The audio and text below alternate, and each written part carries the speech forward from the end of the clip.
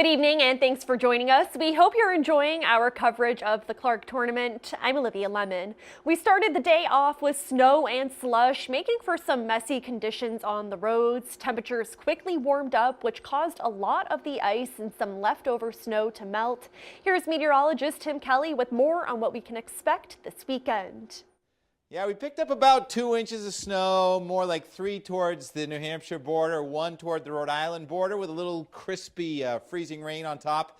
Then the sunshine and the melting this afternoon. Now we're between systems. Last night's system is racing away. This next one's going to kind of come at us and dodge south. So we have high pressure coming in. The wind really did pick up late in the day. That's a cold front coming through. So we are going to have a bit of a refreeze. Any slush on the walkway is turning into ice again. Not rapidly. We're still at 35 to 40 here this evening. Later tonight, now it's 11 o'clock, now we're about freezing, it's getting a little bit of ice, and then a batch of high clouds go by.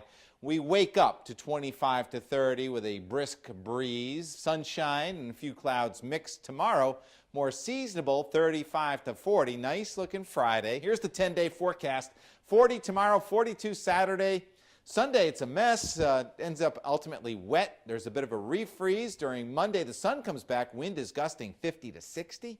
Cold, less windy Tuesday. And then off and on, snow or snow in a mix starting next Wednesday into the first weekend in March. Comes in like a lion. That's our forecast.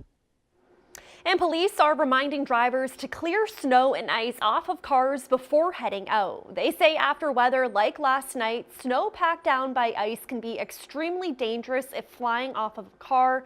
As our Rosalind Flaherty explains, clearing cars off can help protect your car and other people's lives.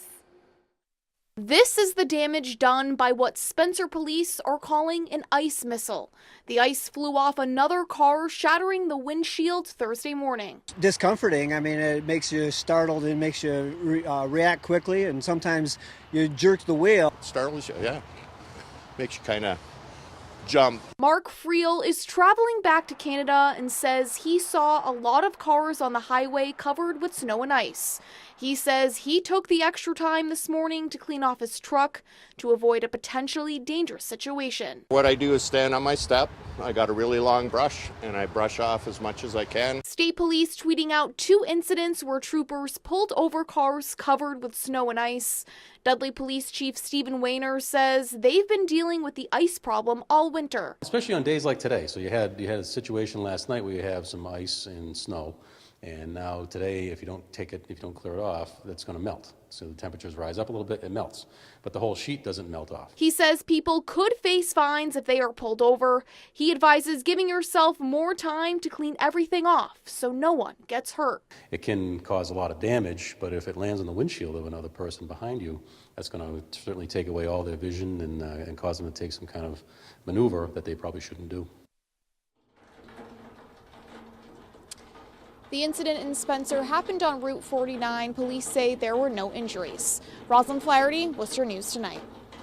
The Cannabis Control Commission giving Good Chemistry the green light to sell recreational marijuana Thursday. The business is the first in Worcester to receive approval for recreational sales.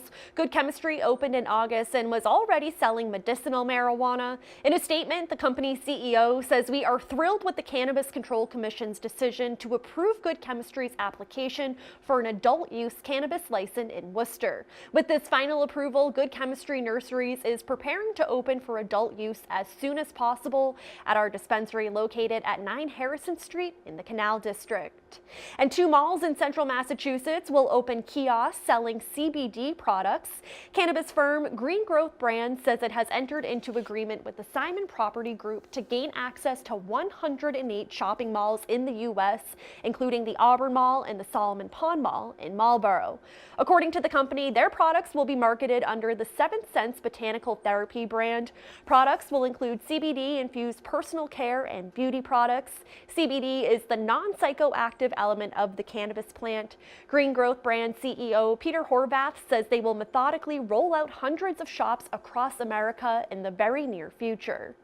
A new study shows Massachusetts is one of the hardest states to get your driver's license, and it's not just because of the other drivers on the road. As our Chandler Walsh explains, it's what you need to know before you even get on the road. Parallel parking. It's just one maneuver to master before getting a license. A recent study finds Massachusetts is the second toughest state to pass a driver's test. It's based on factors like knowledge and road test difficulties, cost, and permit requirements. It makes me proud to know that a lot of that is for safety reasons. Students have to pass a written learner's permit exam at least 6 months before and spend 30 hours in the classroom. From get up and go, how to set up the mirrors, to how to merge onto the highway, driver safety. They also have to spend 40 hours driving with parents and take 12 hours of road lessons. Central Mass Safety Council driving school manager Jake Cooney says the requirements lead to safer roads. He says years ago, the state increased behind-the-wheel driving hours. That has added to the difficulty of the process, but has also cut down on teen fatalities, which is the highest percentage of fatalities are in that age group of young drivers. Joe Ham is a driving instructor at the Safety Council. He was a Leicester police officer for 2 decades.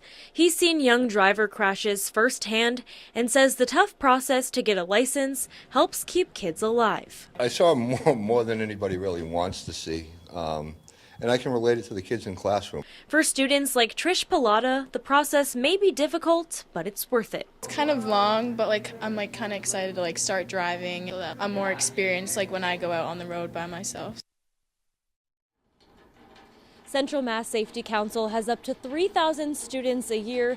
Cooney says the best thing for them to do is to not rush it and wait to take the road test until they're confident in their skill and preparedness. Chandler Walsh, Worcester News Tonight. Worcester police are asking for the public's help identifying a man suspected of breaking into the Islamic Center of Greater Worcester. Police shared this picture of the suspect. They say the alleged break-in occurred on February 13th. Anyone who may recognize this man or has any information on the case is asked to contact the Worcester Police Department. The Worcester Railers are lending a helping hand to a city public school.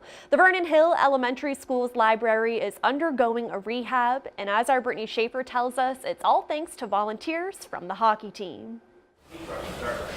The library at Vernon Hill School is getting a facelift. We're here to give it a fresh coat of paint, some new furniture. We're going to install some vinyl logos and inspirational sayings and just kind of spruce up the space for the kids. Thursday, members of the Railers Foundation and Unum Insurance started the makeover by painting the walls, ceiling, and trim. Volunteers say it's important for students to have an updated library. Lightening up this library might bring an appeal back to the books, which I think is important. It's important that kids learn to love reading, and to have a nice space to come and do that in is definitely a big plus. And it's also cool because, like I said, we're modeling it after our locker room, so for the kids to be able to come and kind of have a piece of hockey here that they wouldn't be able to see otherwise. The paint, furniture, and labor is all donated from local organizations and businesses. Superintendent Maureen Beninda says this wouldn't be possible without the help from the community.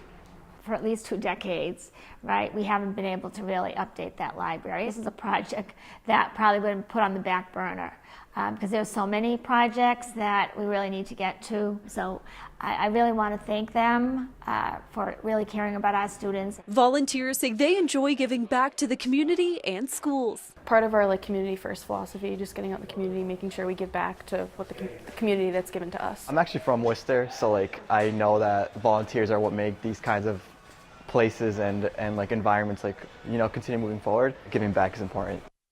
And players from the Railers will be reading to students at a reveal celebration here at the library next Friday at 1 o'clock. At Vernon Hill School, Brittany Schaefer, Worcester News Tonight.